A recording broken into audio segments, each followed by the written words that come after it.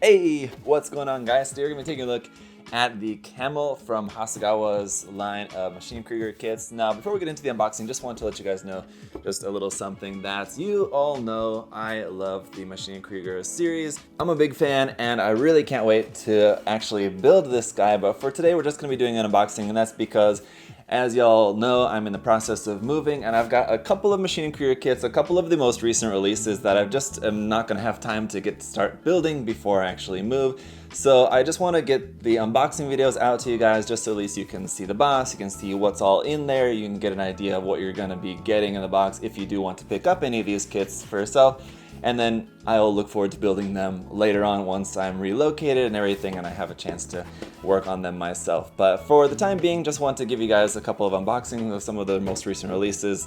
Hope y'all will find the information useful and interesting. If you're also a fan of this series, some really awesome designs have been released recently. I'm really looking forward to building them. But for now, let's take a look at the box and the contents.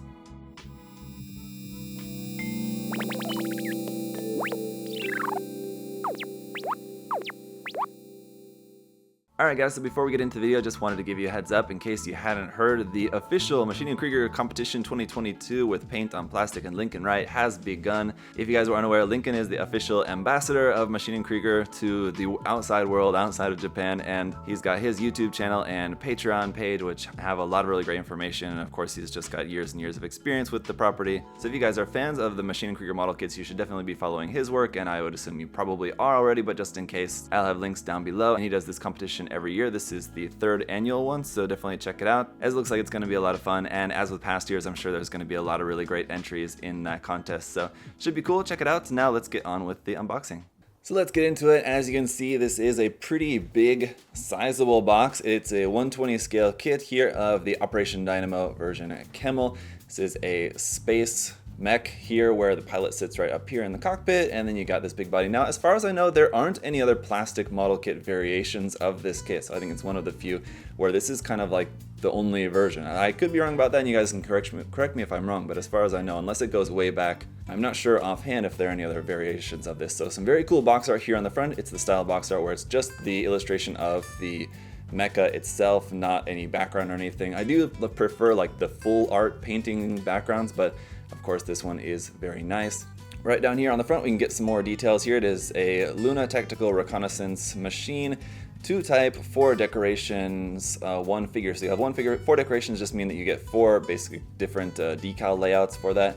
2 type, I guess, means that there's maybe 2 slightly different versions. Maybe you can build some like different antenna or something like that on it, basically. On the side of the box, we actually do have a bunch of information here. It's just a bunch of backstory, and it's all in English, which is fantastic. So let me just go ahead and do my best to get this on screen for you guys. You can pause the video and read that if you want. There's the first, second, and third sections of that. So quite a lengthy write-up there for that one. Very cool for some background information. As you guys may know, and a lot of people usually ask when I do look at these kits, people ask, is there any like background anime or manga or anything related to the Maschinen Krieger line? There's not. There's basically just the written backstory that you have with the release of the kits. That's really kind of the extent of the lore behind them, so it is always cool to see that.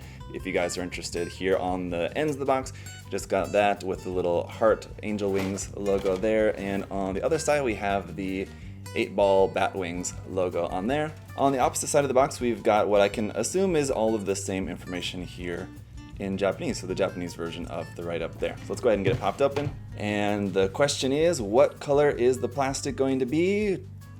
Ta-da! Silver this time. That's very cool. And the color of the plastic is important, at least in this case, and I can only assume that it's molded in silver for the reason of doing your weathering on the kit. When you go to do the chipping, where you do an actual reductive chipping, where you actually scratch the paint off the model, then you'll reveal this actual metallic color underneath, which saves you the trouble of having to go back and then actually paint a little bit of metallic in there. All you have to do is just scratch away the paint a little bit, and then you expose that little bit of nice bright silver plastic.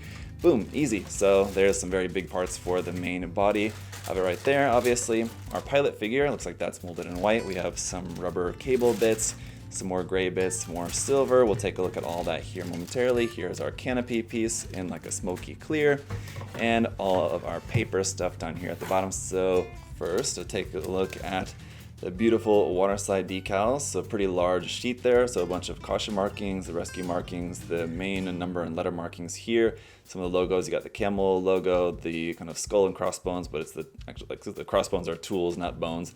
You got the snowman, and you got a few others on there, so some nice options here for the decals. And of course, we've got our color card in here. So you got your 4 options that it gives you for the decals and colors for this if you choose to do something canon anyway, based on what's here on the color card. So some very nice work there. And then we've got our instruction manual, and then this paper, which is basically a guide, a simple guide to how to apply waterslide decals. So don't really need that, but here's the Operation Dynamo Camel instruction manual, and let's see, yeah, the date on this, 2021. So obviously this is new here for the kits. There's the parts list, and here's the construction. So if you guys have never built these kits, if you're unfamiliar, they basically go together like a more traditional model kit. So there definitely will be glue involved, and you will also have to make some modifications sometimes along the way. Sometimes you have to drill little bits or cut little bits here and there, just to make everything fit as it's according to the manual. So just make sure that you pay attention to the manual, and it looks like we do actually have some of the notes in the manual are here in English. So it'll say like, do not cement here, note the directions. So that's nice. In some of the other kits that I've taken a look at in the past, there's not always English in the manual. So as far as the construction of this one goes, I mean, obviously it does look like it's going to be, you know, relatively complicated as per usual, but at least there's some English in there, and the layout of it does look pretty simple enough to follow along. So just make sure you build carefully and follow the instructions, you know, carefully, take your time with it. Should be okay. So here's this looks a little bit more complicated, the position of the cables inside the cockpit there. So yeah, that'll take some time just to get everything all sorted out correctly, but again, the kit looks fantastic when it's all built, so it's certainly worth the effort. All right, so there's everything in the manual, and then here at the end, the construction of the pilot figure for inside the cockpit there as well. So that'll all just be glued together, of course. And you have a helmet you can put on there too if you'd like, or just leave it without the helmet.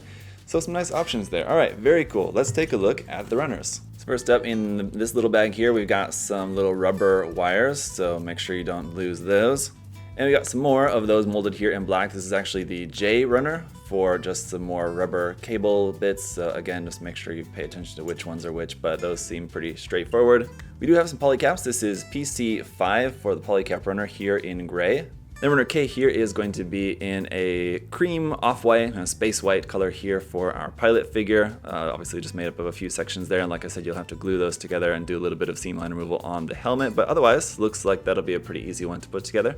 There is also this really teeny tiny little wire, so be very careful not to lose this one. I get into some of the runners here. I'm not going to go through these in order, but this one does happen to be runner A, and it's obviously our big main parts for the body, and it's in that nice bright silver.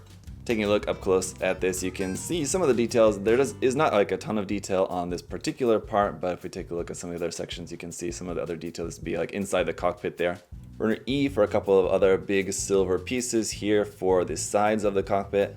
And then runner D is going to be the rest of our silver parts. We've got 2 of this D runner, so this is going to be basically then just some more parts for the legs, and then a couple like little bolt details and all that little stuff on there. We've also got runner C here in silver for some of the detail parts. There's the antenna and just some small little bits on there. And finally, runner B here is not in silver, but just a plain kind of warm medium gray color for some of probably what is likely a lot of this is the internal bits inside the cockpit. There's a few external parts on here as well, but lastly would just be runner F here, which is just our canopy piece, which as I said is in like kind of a smoke clear, but it's like a warm color smoke clear. It looks very nice anyway. This one I will keep in the bag for the time being, just to make sure that doesn't get scratched up too much from the time of now until I can actually get to building the kit. But there you have it, guys. There is all the parts. Looks like it's going to be a very nicely detailed kit and a really awesome design. I'm definitely looking forward to building this one up, painting it and all that. No ideas at the moment of how I'm going to actually be painting it or anything. I don't have any plans for that. We'll cross that bridge when we come to it, but I do love working on these kits and definitely enjoy doing that live with you guys. I think that's a lot of fun. I've had a lot of fun in the past doing some live builds of building these kits just because they are so different from building your standard Gundam kit. I think it's fun to just actually live stream the building process of them. There's a lot more kind of modeling work that goes into it, which is just fun to share with you guys. So hope you guys are looking forward to that in the future, or be in like the early part of next year. But for now, I hope that you guys have found the video interesting, useful. If you are interested in this kit, I can highly recommend you guys check one of these kits out. If you like this kind of aesthetic of the Maschinen Krieger line, whether it be one of the Hasegawa kits or the Wave kits, generally I find the quality of them to be pretty much the same, so there's not really too much plus or minus on either side of like which brand you end up going with. And of course, if you guys do decide to check out any of the kits for yourself, or if you're just looking for a good place to be able to pick up some of these kits, we do have them at USA Gundam Store, so the link and the coupon code as always will be down in the video description for you guys down below. So check that out. And again, a heads up, if you guys are pretty new to these kits in general, they aren't produced in massive numbers like Gunpla or even Kotobukiya kits. They're pretty limited in their release, so they're not the kind of kits that you can just wait a couple years and then decide to maybe pick it up later, possibly because you might have a hard time finding some of these kits later on down the line. So they don't get re-released very often, unfortunately. But that is going to be it for this video, guys. Thank you so much for tuning in. Thanks so much for your support. Hope y'all are having a great day. I'll see you guys later. Bye-bye.